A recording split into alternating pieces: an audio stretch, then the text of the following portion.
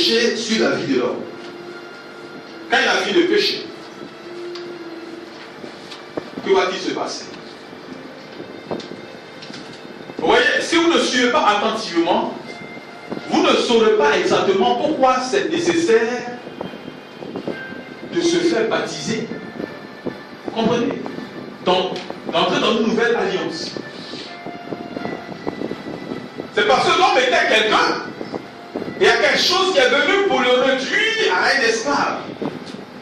Et pour retrouver sa place d'autrefois, il y a quelque chose qu'il faut faire. Et ce quelque chose-là, c'est ça qui va être l'élément fondamental, sans lequel on ne peut pas retrouver notre état d'autrefois. Ah, c'est ça. À l'église, nous proposons des choses qu'on ne peut être. Même si on n'a pas fait l'église, il y a 2000 ans qu'elle a travaillé sur ce qu'elle propose. Et si nous avons perçu et que nous avons saisi, voyez, la parole, je vous dis, on peut ne même pas prier pour vous, hein, mais ce que vous êtes en train d'entendre, si vous ouvrez très bien les oreilles, vous écoutez attentivement, c'est en train de vous délier déjà de l'intérieur. C'est en train de vous recentrer sur les choses, les valeurs, et un certain nombre d'éléments. Quand vous comprenez toutes ces choses, vous pouvez vous lever, vous dire à Satan, lève-moi Satan. Donc c'est comme ça que tu es là, comment on appelle ça? Je ne sais pas quel est le verbe là. Donc c'est comme ça que tu m'as malmené, alors que moi je suis sauvé déjà. C'est comme ça que tu m'as manipulé. Je veux bien saisir que je suis sauvé, tu me... Vous voyez? Et maintenant, la lumière, l'école de la foi fait bien sûr la lumière. Très simplement. On appelle ça un déclic. On appelle ça un déclic. C'est la chose est là, mais tu ne vois pas. La chose est là, mais tu ne comprends pas. Vous voyez que tu te casses la tête pour prier. Mais pour prier, vraiment, c'est lourd, c'est difficile. Vous voyez, c'est vraiment laborieux. Mais effectivement, ça va être laborieux parce qu'il y a quelque chose, un déclic qui doit faire de la prière une chose normale, une chose ordinaire, une chose vitale.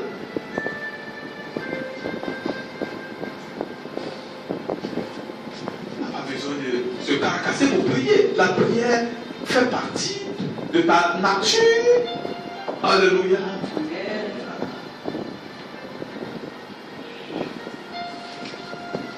Comment le péché rend l'impact du péché sur la vie de l'homme? Après le péché, le premier point, après le péché, séparation avec Dieu. L'homme a été privé de la gloire de Dieu. Romains, chapitre 3, verset 23. Il y a des versets que vous devez connaître.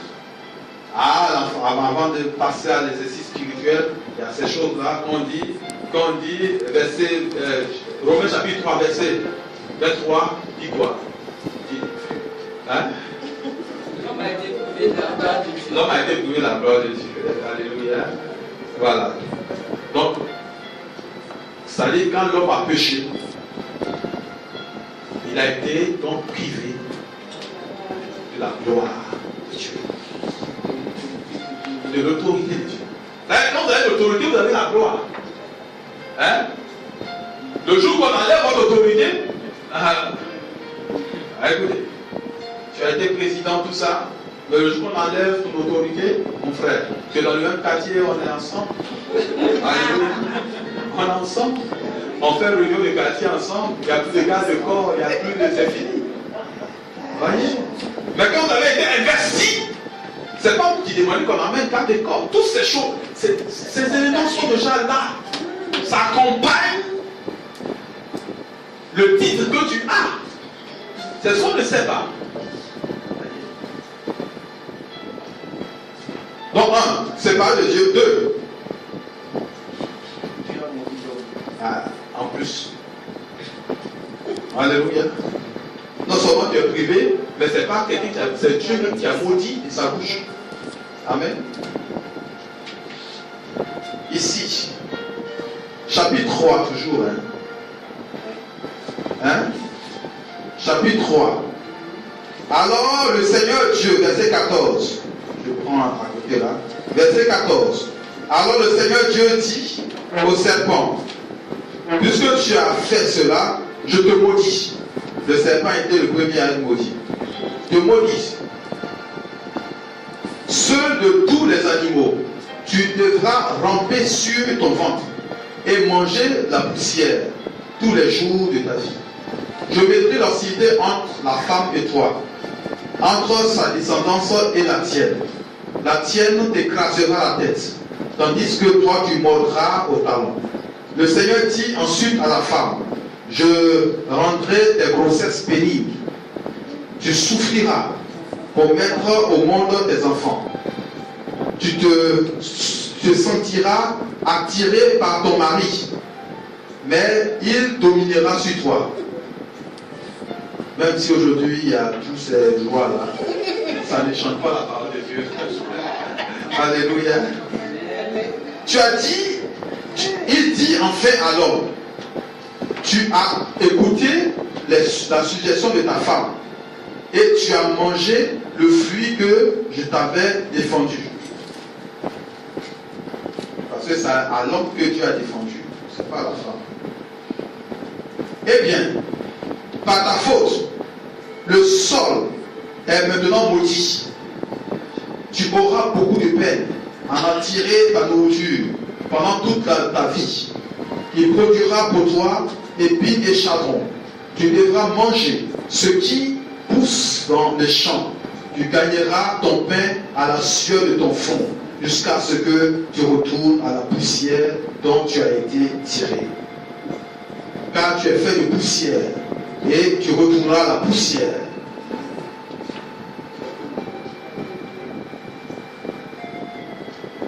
Verset 23.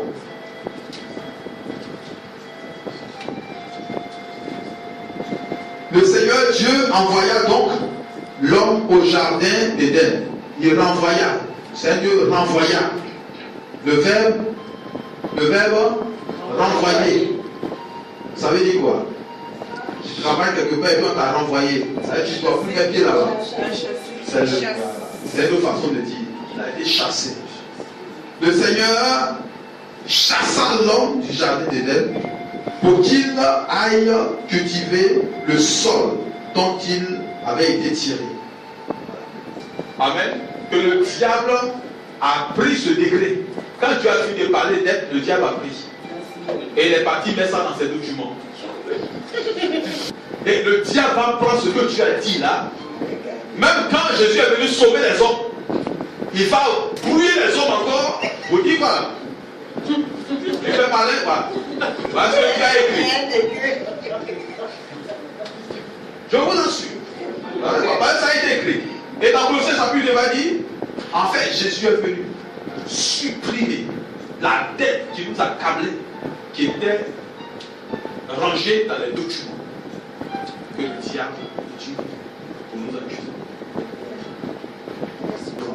Amen. Alors, tu as maudit l'homme. L'homme a perdu son autorité. L'homme a perdu son autorité. C'est la chute, la décadence, la fin de son règne.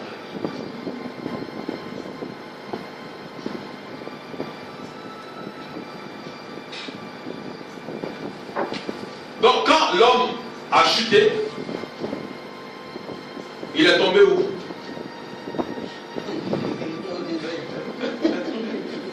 Quand le diable a péché contre Dieu, il a été précipité et il a été conduit dans l'enfer, dans les abîmes, dans le monde des ténèbres. Donc, le diable même savait que s'il arrive à faire pécher l'homme, l'homme aussi va chuter. Et on sait, quand on chute là où on tombe. Alléluia. Quand l'homme a chuté, il est tombé où? Dans l'empire de Satan. J'imagine un peu quand l'homme est descendu dans l'empire de Satan, puis Satan l'a vu.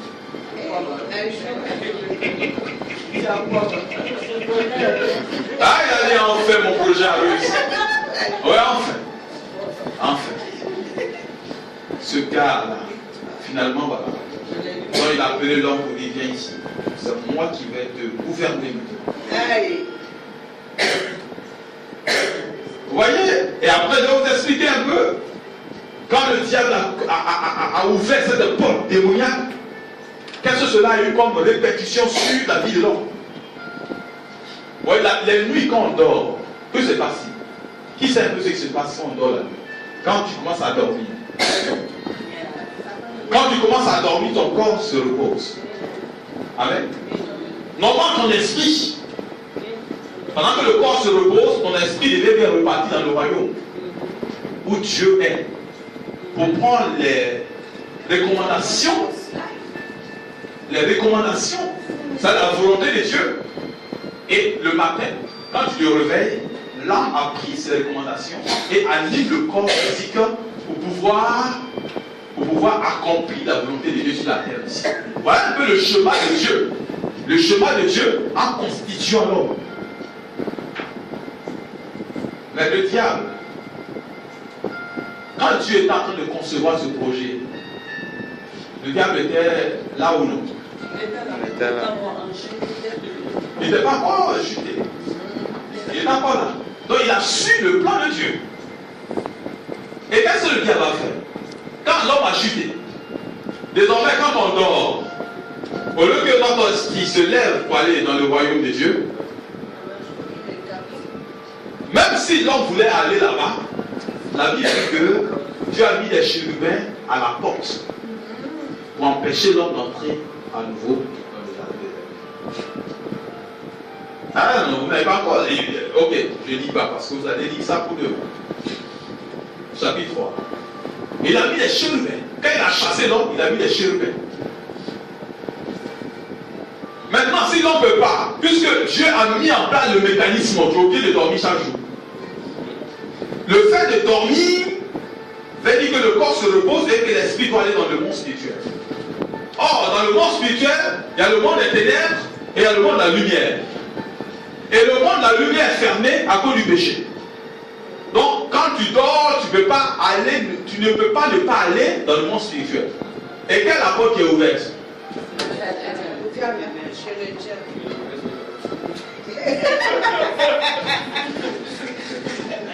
Alléluia.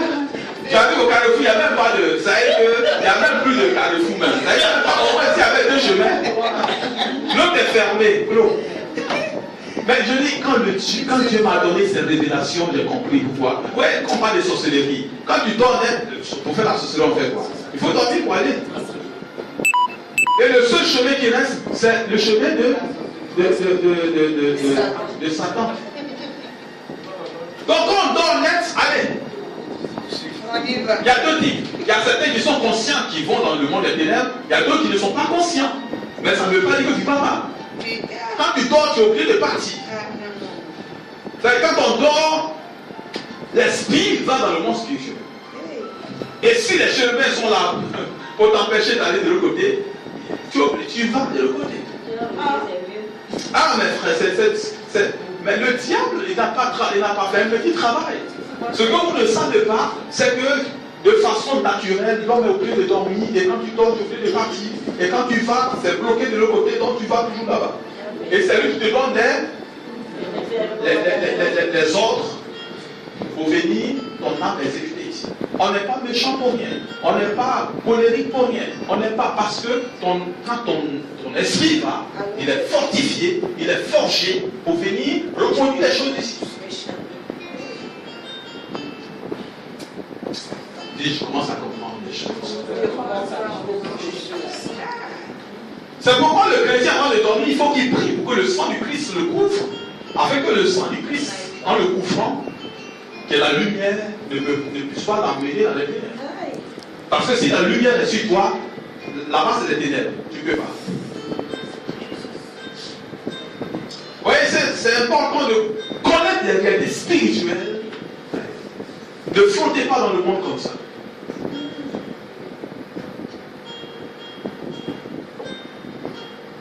Ça peut aller. Maintenant, voilà ce que le péché a fait de l'homme. Grand 3, la nouvelle vie de l'homme dans le monde des ténèbres.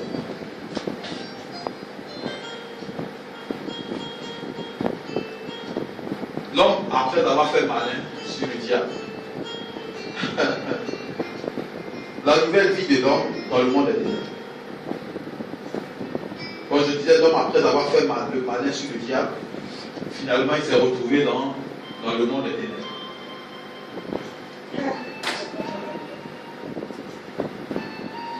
Depuis ce temps, l'homme est devenu malade. On est toujours malade. Il est devenu pauvre. Quand on dit pauvre, c'est pas. Il y a beaucoup de personnes qui ont beaucoup d'argent mais qui sont pauvres. Dans leur tête. L'homme est devenu violent. Il est devenu sorcier. L'homme est devenu menteur, voleur, orgueilleux. Et tous les autres fruits de la chair que la Bible nous écrit dans Galates chapitre 5 à partir du verset 16 à 20.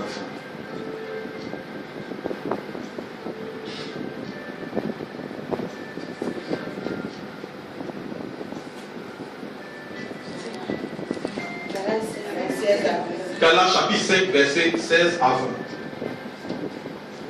On est devenu colérique. On fait des palabres entre nous. Amen. Deux personnes se marient.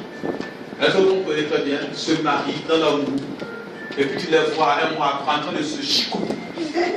Ah, mais vraiment, c'est toujours prendre le pilon pour poursuivre. Ah! Alléluia. Il y a le parti là. Voilà ce que l'homme est devenu. Il est violent, menteur, pauvre, tueur. On peut tuer, sanguinaire. Et ça, c'est la façon de vivre.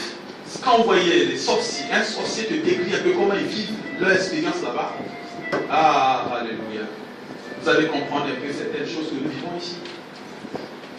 Amen. Alors voici un peu ce que l'homme était avant le péché. Voici ce que l'homme était avant le péché. Et voici ce que l'homme est devenu après le péché. Maintenant, est-ce que Dieu va continuer à regarder l'homme rester dans cet état? Cet état d'esclavage.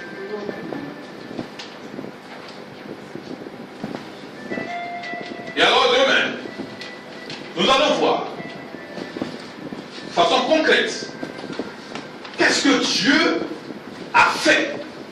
Et ça, je suis en train de vous prêter attention par qu'est-ce que Dieu a fait pour nous sortir de là. Qu'est-ce que Dieu a fait?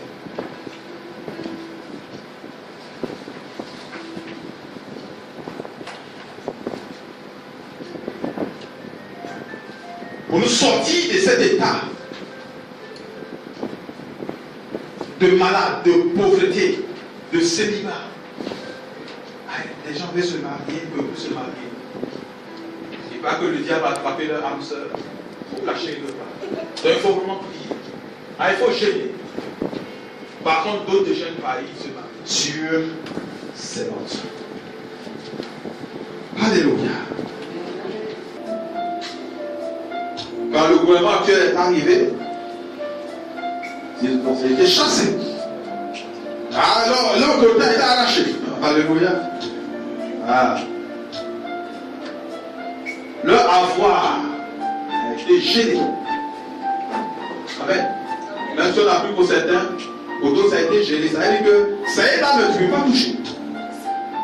Amen. Tu sais que tu as 1 milliard, 2 milliards, mais tu ne peux pas toucher. Les biens que Dieu t'a donnés pour ta mission sur la terre, à cause du péché, ont été gênés. Mais je suis convaincu que déjà dès demain, tu seras entièrement convaincu que ça a été dégélé il y a 2000 ans.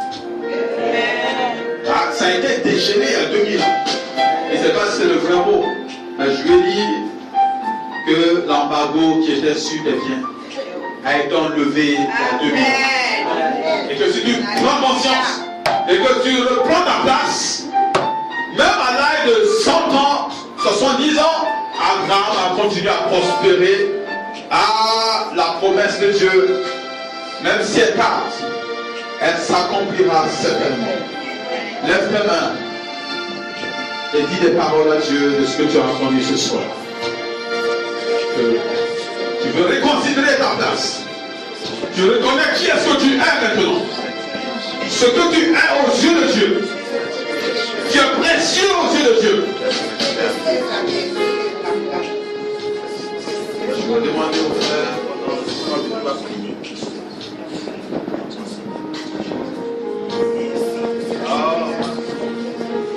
Répétez ton âme. Et dis merci au Seigneur. Car il a bien voulu que tu sois là ce soir. Pour entendre sa parole. Le changement d'état, c'est simplement un déclic qui te fait prendre conscience de l'autorité que tu as.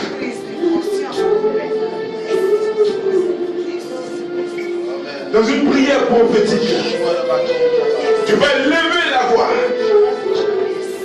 pour dire au Seigneur que tu reconnais que tu as cette autorité. Et comme le modérateur l'a annoncé, tu vas déjà manifester cette autorité afin que quand tu arriveras chez toi à la maison, elle se répande de toute ta demeure. Relève la voix maintenant pour témoigner ton autorité. Et je te bénis justement toute la gloire. Je confesse à que Père éternel, tu m'as donné ton pouvoir. Et tu manifestes cette autorité avec un enfant de Dieu. Fais-moi voir ta gloire. Oh Père, je confesse que l'autorité du Seigneur retombe sur moi comme un soleil à le vent.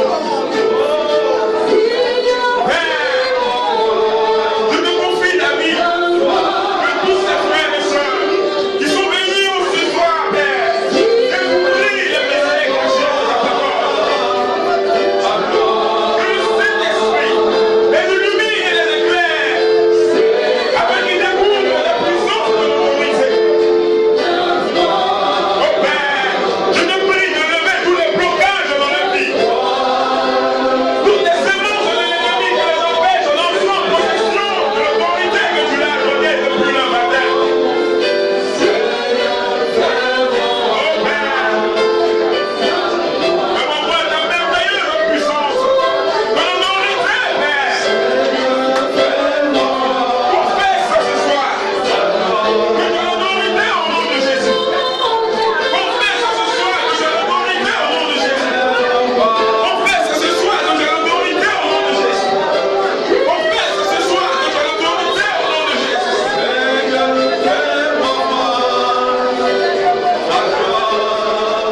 Tu as l'autorité,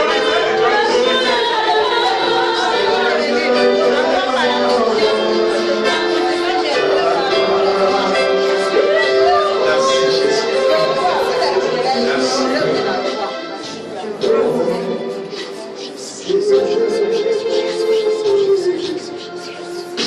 Le Seigneur me montre l'image des anges qui environnent ce lieu.